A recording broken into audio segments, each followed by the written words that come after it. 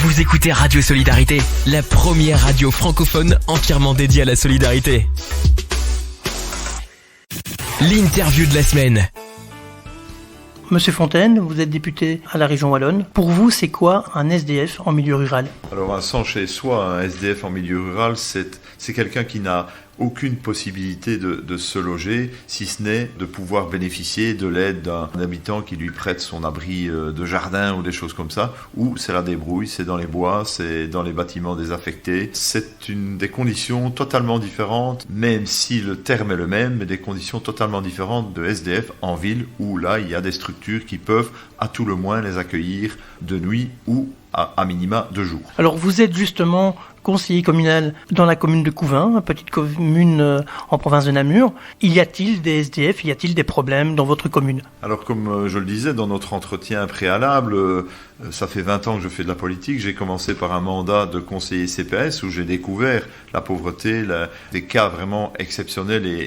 Mais à ce moment-là, on ne parlait pas de SDF. Là maintenant, on les voit, les gens se baladent dans Couvin, sont dans certains endroits, avec certaines assuétudes, il faut pas se le cacher, mais c'est compliqué de gérer ça en milieu rural parce que il n'y a aucune structure qui peuvent les accueillir puisqu'ils ne respectent pas les règles, le règlement d'ordre intérieur, comme on appelle ça dans les structures. Certes, il faut un certain nombre de règles, il faut respecter les choses, mais c'est compliqué. Et en milieu rural, c'est encore plus compliqué parce qu'ils ne sont pas nécessairement tous au même endroit, au même moment.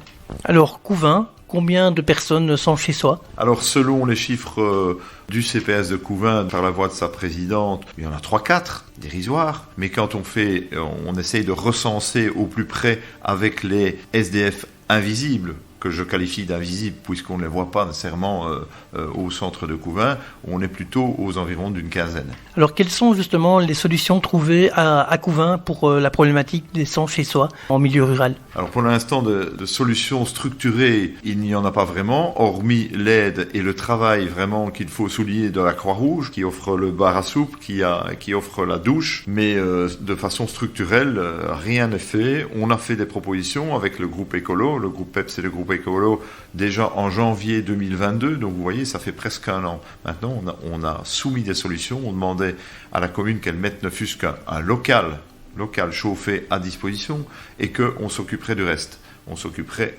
avec l'aide de la Croix-Rouge et de bénévoles, de l'accompagnement des SDF la nuit. La journée, ils sont en rue et ils vont qu'à leurs occupations, quelles qu'elles soient. Et on a eu une fin de non-recevoir à plusieurs reprises, puisque je suis revenu à plusieurs reprises au conseil communal sur le sujet. Alors justement, y a-t-il des bâtiments qui pourraient servir à cet accueil de nuit des SDF ou de la commune de Couvin ? Il y a un bâtiment qui est juste à côté de la Croix-Rouge, il y a une ruelle à traverser, c'est un bâtiment gigantesque qui ne sera de toute façon pas réhabilité dans les 5 à 10 ans à venir. Et il y a un local, parce que j'étais à l'école là-bas, c'est l'ancienne école normale, il y a un local là qui pourrait très très bien être chauffé la nuit pour permettre à ces malheureuses personnes de pouvoir avoir un confort minimal, parce qu'on ne parle pas de confort, le mot confort n'est vraiment pas approprié, mais en tout cas un confort par rapport à ce qu'ils vivent actuellement, c'est-à-dire de dormir dans un abri de jardin, ou de dormir dans une tente, ou de dormir simplement à la belle étoile, l'hiver approchant. Et cette proposition n'a pas eu écho, évidemment, au niveau du conseil communal de la majorité. Justement, de cette solution, de cette proposition que vous avez faite au conseil communal de Couvin, quelles ont été les réponses et quelles ont été les explications de ce refus ? Alors le refus, il était très simple, c'est de dire que voilà, il n'y a pas de SDF à Couvin. On se voit la face, il y en a 3 ou 4, comme je l'ai dit en début de cet entretien, 3 ou 4, donc ça ne vaut pas la peine de mettre les choses en place. Et que si on met des choses en place, on va récupérer tous les SDF venant des différentes métropoles. Et donc là, à ça, j'ai opposé le fait que d'abord les SDF ont tendance à partir de milieux ruraux vers la ville, parce que évidemment les structures d'accueil sont mises en place là-bas et qu'il n'y a rien en milieu rural.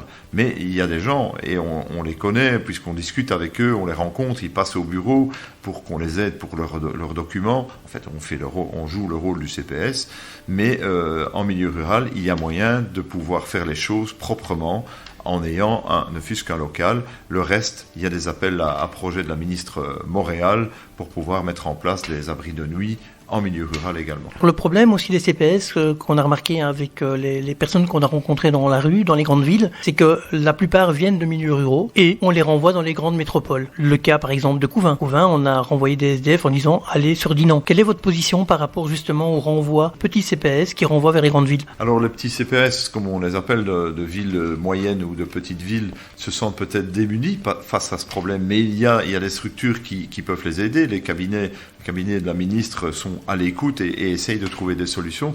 Renvoyer les sans-abri vers les grandes villes, c'est un non-sens parce que finalement on les surcharge et puis là-bas dans les grandes villes il y a des problèmes de violence, enfin voilà, il y a plein de problèmes qu'ils ne rencontrent pas en milieu rural. Et donc l'idée c'est de garder ces gens-là, essayer de faire en sorte qu'ils s'en sortent et pas de les laisser dans le sans-abrisme ad vitam aeternam. Il y a un projet qui s'appelle Housing First, c'est mettre en place quelque chose, d'abord un logement et puis on en découle et on trouve des solutions par rapport au travail, par rapport au chômage, par rapport à toute une série de problématiques qu'ils peuvent rencontrer, mais qu'on ne peut pas solutionner s'ils n'ont pas un domicile, s'ils n'ont pas un logement. Est-ce que le monde associatif est aussi présent dans ces milieux-là que dans les grandes villes? Je dirais que les structures ne sont pas présentes, mais les milieux associatifs sont conscients de la problématique et sont peut-être en milieu rural beaucoup plus attentifs à ce qui se passe qu'en ville. Mais voilà, il faut qu'il y ait à un moment donné un déclencheur et le déclencheur ne peut être que la majorité communale en place, une volonté de le faire.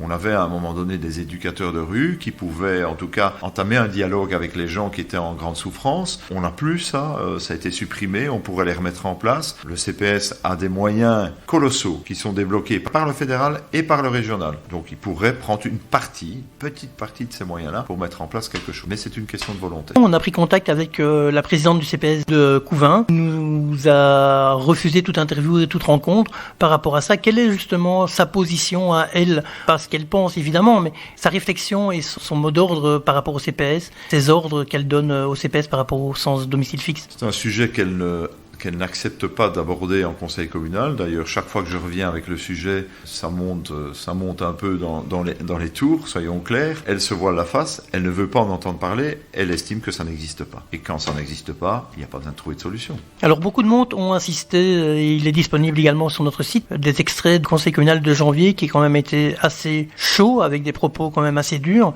Quelle est votre position par rapport au discours que le bourgmestre s'est exprimé et la présidente et certains conseillers communaux? Alors, pour faire un peu le rétroac de ce qui s'est passé là, je rencontre certains SDF que je connais bien qui viennent régulièrement au bureau pour qu'on les aide sur des parties administratives et qui me disent « Ah, Monsieur Fontaine, on sera au conseil communal ce soir. » Alors, je dis « Ah bon ? Vous allez aller au conseil communal, mais vous savez que vous ne pouvez rien dire. »« Ah non, on ne dira rien, on vous promet. » Et puis, je leur explique que voilà, ça ne sert à rien d'y aller parce que de toute façon, voilà, ils peuvent être spectateurs, mais il y a toute une procédure et qui est logique, toute une procédure pour que les citoyens puissent s'exprimer. Finalement, il dit on n'y va pas. J'arrive au conseil communal, ils étaient là, je leur réexplique, je tente de dialoguer. Je dis un dialogue tout à fait cordial avec eux en leur disant mais attention, si vous rentrez, ne dites rien parce que c'est interdit et puis voilà. Et donc finalement ils me disent finalement si c'est comme ça on va pas y aller et le bourgmestre passe et les voit et leur dit vous pouvez rentrer, première chose. Et donc évidemment je savais que s'ils rentraient ils n'arriveraient pas à se taire. Et c'est ce qui s'est passé. Ils ont pris la parole de façon très correcte, ils n'ont pas été insultants, mais ça a mis certains élus devant leurs responsabilités, ils ont perdu leur nerf, et donc on est sorti à plusieurs du groupe PEPS et des colos pour un peu les raisonner en leur disant voilà, maintenant ça suffit, vous avez fait passer votre message, mais les conseillers et la présidente de CPS et ma collègue députée ont eu des propos quand même relativement déplacés par rapport à ces gens qui n'avaient qu'une seule volonté, c'est se faire entendre, même si la manière n'était pas la bonne de se faire entendre. Que pensez-vous de cette manière qu'ils se sont exprimés par rapport de ces personnes? Ils sont totalement invisibles par rapport au conseil communal, enfin par rapport à une majorité. Est-ce que vous pensez que c'est une solution d'extrême urgence de s'être exprimé comme ça? Ils l'ont fait, donc voilà, je veux dire, on peut constater le fait qu'ils soient venus...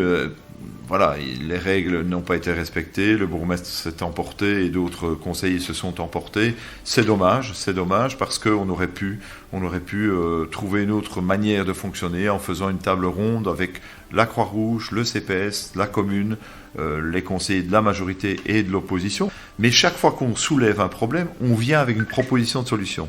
On ne fait pas de l'opposition bête et ridicule, on essaye chaque fois de venir avec une proposition. Certes, elle n'est peut-être pas la plus parfaite, mais au moins quelque chose sur la table pour commencer à discuter et dire voilà, ça peut fonctionner, ça pas. On est tout à fait ouvert. Mais visiblement, la majorité ne l'entend pas de cette oreille, donc chaque fois qu'on vient, c'est balayé. Et malheureusement, on vient avec des propositions pour nos amis des SDF et ce n'est pas entendu. Alors actuellement, il y a un collectif d'associations qui sont prêts à négocier et à travailler autour de la problématique de Couvin, entre autres, en espérant que ça fasse exemple sur d'autres communes. Que pensez-vous de cette initiative, de ce collectif associatif ? Toute initiative est bonne à prendre. Après, à voir comment les choses vont être abordées. Faire des manifestations, ce n'est peut-être pas nécessairement la bonne solution. Voilà, mais je respecte les gens qui veulent manifester. C'est un droit démocratique à tout niveau. Mais je pense que de toute façon, toute initiative est bonne à prendre. Et s'il y a moyen d'avoir un dialogue, ce sera tout bénéfice pour ces gens qui sont en grande souffrance, qu'on connaît actuellement. Mais au vu de l'évolution de la situation géopolitique et de l'augmentation du prix de l'énergie et l'augmentation de la précarité, j'ai vraiment de grandes craintes que d'autres personnes tombent rapidement dans le sans-abrisme. L'avenir pour Couvin ? L'avenir, j'espère qu'on trouvera une solution à un moment donné. On est à 2 ans des élections. J'ose espérer que certains vont quand même avoir une réflexion aussi politique par rapport à la situation qui ne peut plus être cachée et on ne peut plus se voiler la face par rapport à ce qui se passe à Couvin, même si c'est un phénomène mineur par rapport à l'ensemble de la population. C'est un phénomène que l'on doit prendre au sérieux et je pense que je reviendrai encore en conseil communal avec d'autres propositions. Merci M. Fontaine. Au plaisir, et on se reverra peut-être le 21 octobre au rassemblement Pacifique à Couvin. Si mon agenda me le permet, avec plaisir, j'ai vraiment aucun problème et je les connais presque tous. Donc. Mais voilà, merci beaucoup. Voilà. Monsieur Fontaine, vous êtes député régional à la région wallonne. Pour vous, c'est quoi un sans chez soi, un SDF en milieu rural ? Alors un sans chez soi, un SDF en milieu rural, c'est quelqu'un qui n'a aucune possibilité de se loger, si ce n'est de pouvoir bénéficier de l'aide d'un habitant qui lui prête son abri de jardin ou des choses comme ça, ou c'est la débrouille, c'est dans les bois, c'est dans les bâtiments désaffectés. C'est des conditions totalement différentes, même si le terme est le même, mais des conditions totalement différentes de SDF en ville, où là, il y a des structures qui peuvent, à tout le moins, les accueillir de nuit ou à minima de jour. Alors, vous êtes justement conseiller communal dans la commune de Couvin, une petite commune en province de Namur. Y a-t-il des SDF, y a-t-il des problèmes dans votre commune ? Alors, comme je le disais dans notre entretien préalable, ça fait 20 ans que je fais de la politique. J'ai commencé par un mandat de conseiller CPS où j'ai découvert la pauvreté et des cas vraiment exceptionnels. Mais à ce moment-là, on ne parlait pas de SDF. Là, maintenant, on les voit. Les gens se baladent dans Couvin, sont dans certains endroits, avec certaines assuétudes, il faut pas se le cacher.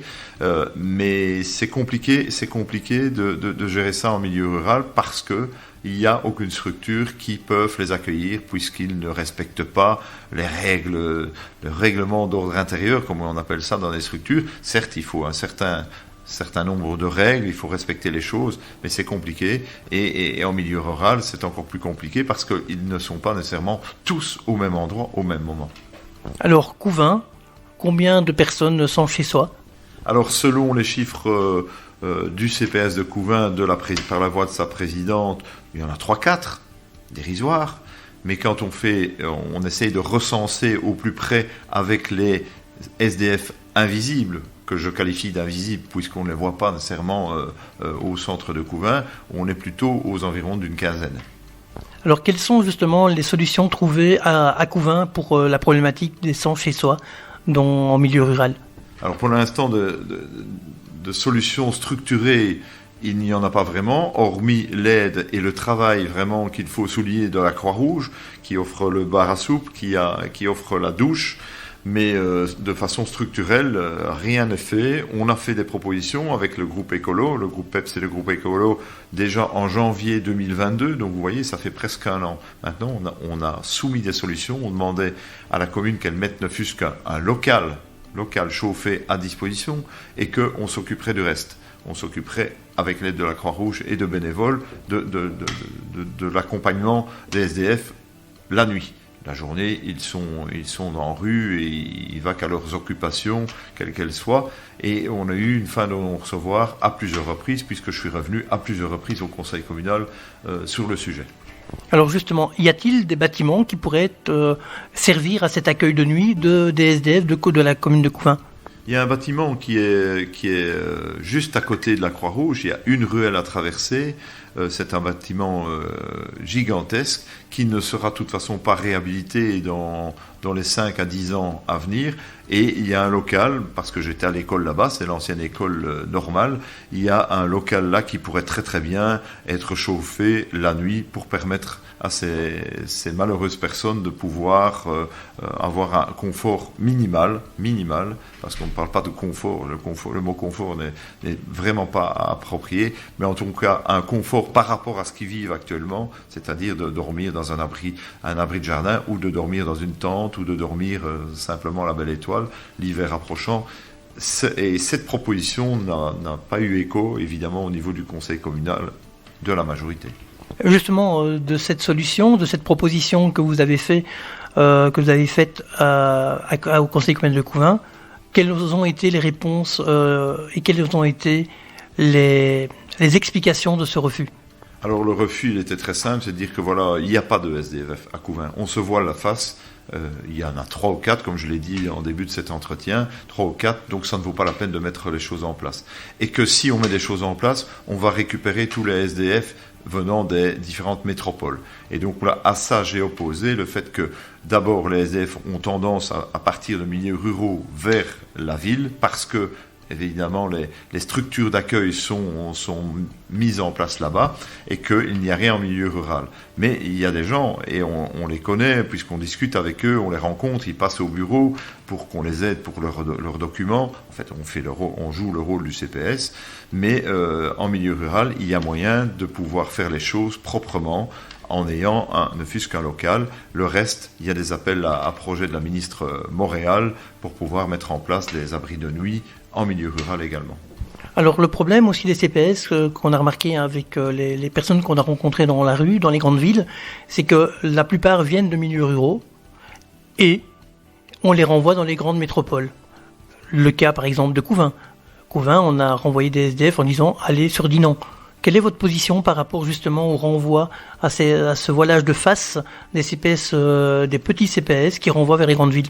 Alors les petits CPS, comme on les appelle, de villes moyennes ou de petites villes, se sentent peut-être démunis face à ce problème, mais il y a des structures qui peuvent les aider. Les cabinets de la ministre sont à l'écoute et essayent de trouver des solutions. Renvoyer les sans-abri vers les grandes villes, c'est un non-sens parce que finalement on les surcharge. Et puis là-bas, dans les grandes villes, il y a des problèmes de violence. Enfin voilà, il y a plein de problèmes qu'ils ne rencontrent pas en milieu rural. Et donc l'idée c'est de garder ces gens-là, essayer de faire en sorte qu'ils s'en sortent et pas de les laisser dans le sans-abrisme ad vitam aeternam. Il y a un projet qui s'appelle Housing First, c'est mettre en place quelque chose, d'abord un logement, et puis on en découle et on trouve des solutions par rapport au travail, par rapport au chômage, par rapport à toute une série de problématiques qu'ils peuvent rencontrer, mais qu'on ne peut pas solutionner s'ils n'ont pas un domicile, s'ils n'ont pas un logement. Alors justement, est-ce que le monde associatif est aussi présent dans ces milieux-là que dans les grandes villes ? Je dirais que les structures ne sont pas présentes, mais les milieux associatifs sont conscients de la problématique et sont peut-être en milieu rural beaucoup plus attentifs à ce qui se passe qu'en ville. Mais voilà, il faut qu'il y ait à un moment donné un déclencheur, et le déclencheur ne peut être que la majorité communale en place.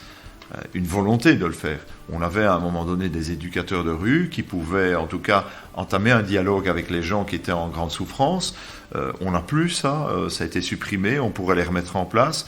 Le CPS a des moyens colossaux qui sont débloqués par le fédéral et par le régional. Donc il pourrait prendre une petite partie de ces moyens-là pour mettre en place quelque chose. Mais c'est une question de volonté. Alors justement, on a pris contact avec la présidente du CPS de Couvain, qui nous a refusé toute interview et toute rencontre par rapport à ça. Quelle est justement sa position à elle au niveau, pas ce qu'elle pense évidemment, mais de sa réflexion et son mot d'ordre par rapport au CPS, ses ordres qu'elle donne au CPS par rapport au sens domicile fixe? C'est un sujet qu'elle n'accepte pas d'aborder en conseil communal. D'ailleurs, chaque fois que je reviens avec le sujet, ça monte un peu dans les tours, soyons clairs. Elle se voile la face, elle ne veut pas en entendre parler, elle estime que ça n'existe pas. Et quand ça n'existe pas, il n'y a pas besoin de trouver de solution. Alors beaucoup de monde ont insisté, et il est disponible également sur notre site, des extraits du conseil communal de janvier qui quand même été assez chaud, avec des propos quand même assez durs.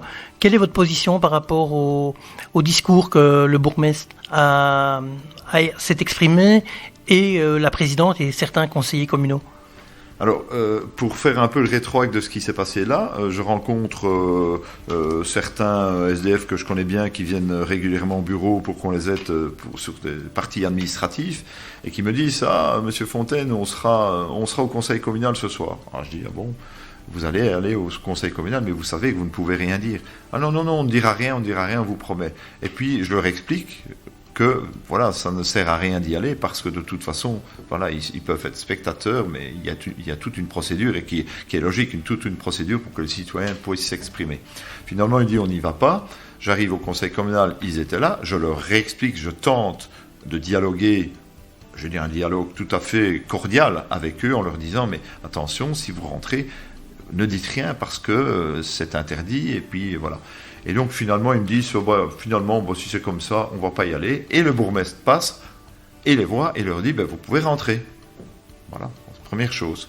Et donc, évidemment, je savais que s'ils rentraient, ils n'arriveraient pas à se taire. Et c'est ce qui s'est passé. Ils ont pris la parole. Et ils ont pris la parole de façon très correcte. Ils n'ont pas été insultants.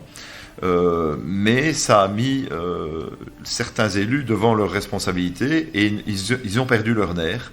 Et donc, on est sorti à plusieurs du groupe PEPS et des colos pour un peu les raisonner en leur disant, voilà, maintenant ça suffit, vous avez fait passer votre message. Mais les conseillers et la présidente de CPS et ma collègue députée ont eu des propos quand même relativement déplacés par rapport à ces gens qui n'avaient qu'une seule volonté, c'est se faire entendre, même si la manière n'était pas la bonne de se faire entendre. Et justement, que pensez-vous de cette manière qu'ils se sont exprimés, parce que c'est un ras-le-bol, c'est une inexistence par rapport de ces personnes, ils sont totalement invisibles par rapport au conseil communal, enfin par rapport à une majorité. Est-ce que vous pensez que c'est une solution d'extrême urgence de s'être exprimé comme ça? Ils l'ont fait, donc voilà, on peut constater le fait qu'ils soient venus. Voilà, les règles n'ont pas été respectées, le bourgmestre s'est emporté et d'autres conseillers se sont emportés. C'est dommage parce qu'on aurait pu trouver une autre manière de fonctionner en faisant une table ronde avec la Croix-Rouge, le CPS, la commune, les conseillers de la majorité et de l'opposition. Mais chaque fois qu'on soulève un problème, on vient avec une proposition de solution. On ne fait pas de l'opposition bête et ridicule, on essaye chaque fois de venir avec une proposition. Certes, elle n'est peut-être pas la plus parfaite, mais au moins quelque chose sur la table pour commencer à discuter et dire voilà, ça peut fonctionner, ça pas. On est tout à fait ouvert. Mais visiblement, la majorité ne l'entend pas de cette oreille, donc chaque fois qu'on vient, c'est balayé. Et malheureusement, on vient avec des propositions pour nos amis des SDF et ça n'est pas entendu. Alors actuellement, il y a un collectif d'associations qui sont prêts à négocier et à travailler autour de la problématique de Couvain, entre autres, en espérant que ça fasse exemple sur d'autres communes. Que pensez-vous justement de cette initiative, de ce collectif associatif? Alors, toute initiative est bonne à prendre. Après, à voir comment les choses vont être abordées. Faire des manifestations, ce n'est peut-être pas nécessairement la bonne solution. Voilà, mais je respecte les gens qui veulent manifester. C'est un droit démocratique à tout niveau. Mais je pense que de toute façon, toute initiative est bonne à prendre. Et s'il y a moyen d'avoir un dialogue, ce sera tout bénéfice pour ces gens qui sont en grande souffrance, qu'on connaît actuellement. Mais au vu de l'évolution de la situation géopolitique et de l'augmentation du prix de l'énergie et l'augmentation de la précarité, j'ai vraiment de grandes craintes que d'autres personnes tombent rapidement dans le sans-abrisme. L'avenir, j'espère qu'on trouvera une solution à un moment donné. On est à 2 ans des élections. J'ose espérer que certains vont quand même avoir une réflexion aussi politique par rapport à la situation qui ne peut plus être cachée et on ne peut plus se voiler la face par rapport à ce qui se passe à Couvain. Même si c'est un phénomène mineur par rapport à l'ensemble de la population, c'est un phénomène que l'on doit prendre au sérieux. Retrouvez nos interviews en podcast sur notre site www.solidarité.tv.